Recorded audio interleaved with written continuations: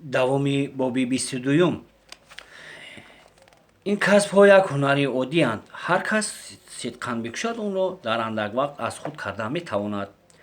ана дӯстон, сабаби шуморо ба ин ҷо овардани ман ҳамин аст. боз ба ҳамдигаонааш муроҷиат намуд бой. Барои бофанда зуд як хона ёфтан лозим аст, то дуконашро кушояд. Барои дуретгар бошад ҳақиқатан дер шудааст. Як поқ сар мезанӣ ё не, ки фасли боришот мерасад.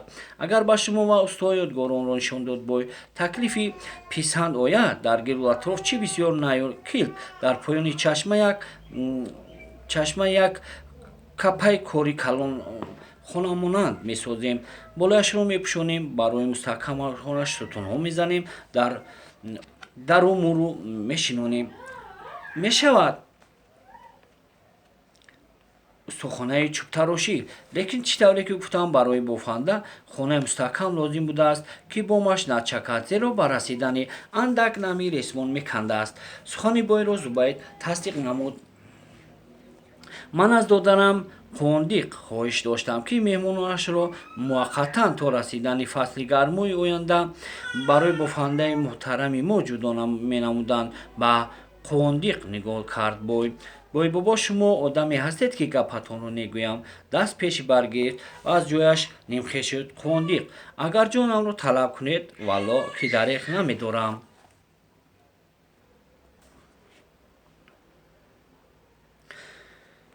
суханони бойро Зубайд тасдиқ намуд. ман аз додарам Қуондиқ хоҳиш доштам, ки меҳмонхонаашро муваққатан то расидани фасли гармои оянда барои бофандаи муҳтарами мо ҷудо менамуд. ба Қуондиқ нигоҳ кард бой.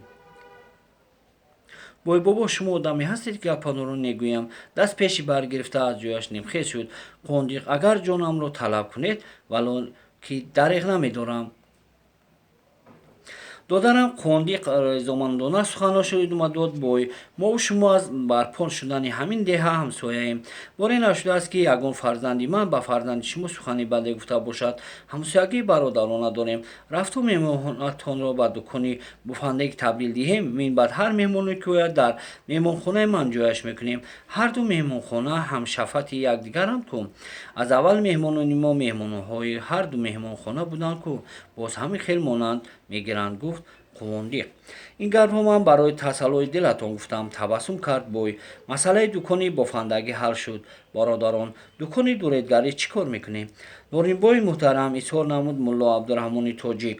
дар ин бобат маслиҳати худатонро пазируфта будем ку. ҷавононро гирд оварда наю килд меғундорем. дар ҷои интихоб намудаи шумо капа месозем. дар ин боб дигар ҷои баҳсу мунозира нест ба фикрам. ҷои зисти ҳарду устод то зану бачаҳояшонро оварданд дар меҳмонхонаи банда. баъд ба Зубайд муроҷиат намуд бой. додар, ҳамаи асбобу усукунати бофандагиатро овардед?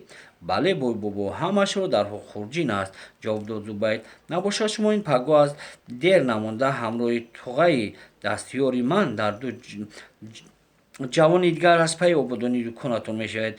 ба Зубайд фармуд бой. боқимондагонро пайи ҷамъоварӣ килку най мефиристем. ёдгори Зубайд шод аз он буданд, ки кор хеле ба некӣ оғозид. пас аз анҷоми маслиҳат аҳли деҳ ва меҳмонони намози хуфтанро дар рӯи суфраи бо ҳам хонданд. баъд ҳамагон ба ҷӯ соҳибхона ва ёдгори Зубайд пароканда шуданд. рӯзи дигар ба сардори Норимбо як гурӯҳ ҷавонмардон барои даравидани наюкилд ба соҳаи поёни деҳа, ки оби чархи як особро мегардонидагӣ ҷорӣ мешуд, рафтанд. ба ҳама маълум аст, ки ҳар ҷое об бошад, табиат дар он ҷо наюкилд ва ғарб фароон мерӯяд. дар деҳ Зубайду ёдгор, Сарихону писари бой, туғаи дастёраш ва ду ҷавони дигар танҳо монданд. онҳо низ баъди нонушота рафта меҳмонхонаи Қуондиқро аз назар гузаронданд. ба Зубайд меҳмонхона хушомада буд, чунки баланду барҳаво буд ва аз ду ҷонибаш муҳрии калони рӯшангузар дошт.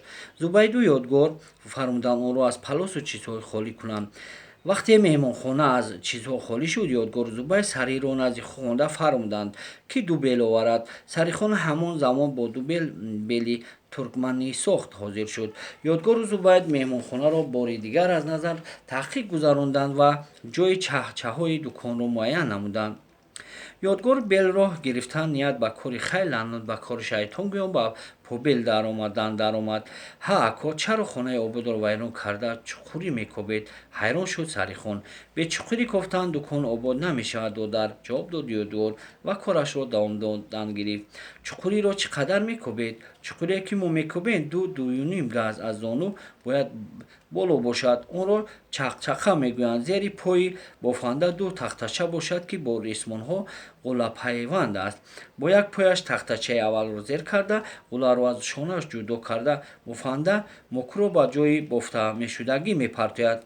пои дигарашро ки зер кард, мокро боз ба тарафи дигар зим аст мепартояд.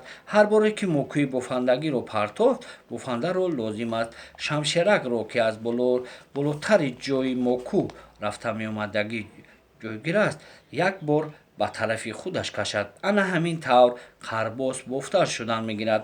акаисто як ҷелаквор ё куртавор муддати чанд рӯз бофта мешавад?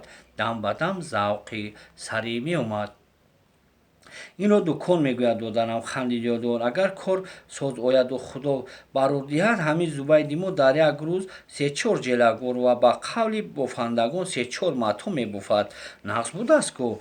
хусандиашро пинҳон карда натавонист сарӣ чуқурӣ кофта шуд. ёдгор зубайд маздаш ҷеғ зада гуфт: биё чуқурӣ кофтаамро дида баро ку маъқулат меояд ё не? ин ҳангом зубайд асбобҳои бофандагиашро ҷудо карда, дар кадомашро дар алоҳидагӣ мегузошт. ӯ омада ба чуқурӣ даромада, ҷое ки оянда бояд нишаста кор кунад, боғчаашро монда нишаст. ташаккур, ака, бисёр таъбидилам баромадааст, ҷавоб дод ӯ. мондагиашро худам канда ҳамвор намуда гил мезанам. зубайд ғарғараҳоятро ба ҳама лавозимоташ овардаӣ? пурсид ёдгор. ҳа ака, ҷавоб дод зубайд ва афзуд: ғарғараро ҳангоми дар шифт овехтан дар чӯби тарошидашудаи ҳамвор устувор намудан зарур аст, то ки ғарғара дар он чӯбҳо мустаҳкам биистад ва ҳини матоъ бофта наҷунбад ва бо корамон халал наорад. ин гапҳои ду ҳунарманди сарию додаронаш ва тоғаю дастёронаш шунида, ҳайраташон ҳам ба дам меафзуд. ҳеҷ чиро намефаҳмиданд ва ба пурсидан ҳам ғайрат надоштанд, аммо бисёр мехостанд ки сирри инро бифаҳманд. ёдгор ҳайратзадагии онҳоро фаҳмида гуфт: ҳайрон нашавед, додаронам. вақте ҳамаашонро сохта тамом кардем, баъд бо чашм мебинед, бо ақл мефаҳмед. қариб ҳамаи асбобу ускунаи бофандагӣ ҷобаҷо гузоштаву пайваст карда шуд. акнун ку ресмоне ки зубайд ба матоъбофӣ сар кунад? занони лақайҳо бо чарха ресиро намедонистанд. онҳо ресмонро хоҳ аз пашм, хоҳ аз пахтаи пилла бошад бо орчуқ ё чалак метофтанд. ресмонҳо бо орчуқ чалак бофтаро дар дукони бофандагӣ коркард намудан аз имкон берун аст. ҳамон рӯз одамоне ки барои наё килкдаравӣ рафта буданд, ҳар кадоме 3-4 дарзагӣ наю килк ва газ оварда ба ҷои таъин наздики туғ поёни чашма партофтанд.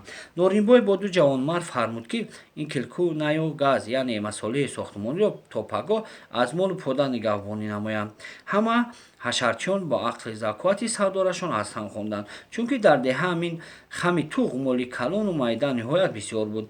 боқаҳои дамдору масту пурқуввате ки мардуми ин деҳ доштанд, ин гуна чизи тайёрро ба шохаҳояшон гирифта мепартофтанд. вақте мардум ба килку найдаравӣ машғул буданд, норимбойро ба сараш фикре омад, ки агар девори капаро танҳо аз наю килк созанд, боқаҳои маст чунин деворро бо як шох задан мешикананд. барои ҳамин бо як гурӯҳи дигар фармуд, ки танҳо газ зада биёранд, зеро чӯби газ сахт аст. шохи боқаҳои маст ба он кора намекунад. буз ҳам моли бахили майдабоз аст. наю килкро ки дид, худо медиҳадаш. дарҳол фуки борикашро дароз карда, аз як лав хӯрда рафтан мегирад. газ ки чӯби бадошт аст, дандони бузро мешиканад. ба фикрам маслиҳати ман ба манфиати кор аст, хулоса кард Норимбой.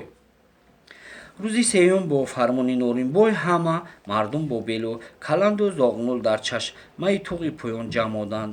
ҳамвории поёни туғро аз сангу хас хошок тоза намуданд. бо фармони бой ҳар кадом дастак пояро оварда буданд. чуқурӣ канда пояро гур карданд. аз ҳар тараф сетоги поя сувор карда шуд.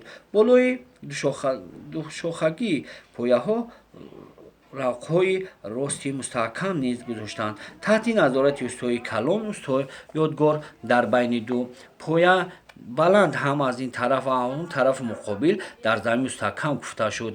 ба таклифи бой барои устувору пойдор омадани капаи хунамонанд дар байни боз як сутуни дигар зада шуд. Як равақи 5-6 қадам маро ки худи бой аз хонааш оварда буд ҳамчун равию асосӣ болои он се поя монданд. Устоёдгор тарафи ғафсии дастакҳои болои рав мемондаро барои мустаҳкам шуданаш кавшак мекард. Бо химчаи қулаш шулаш аз рави байн ва равақҳои болои девор бастанд. Бо таклифи устоёдгор барои ҳамвору якхела омадани капа аз ҳамон чӯби газҳо аз се ҷои ин тарафу он тараф хонда монданд.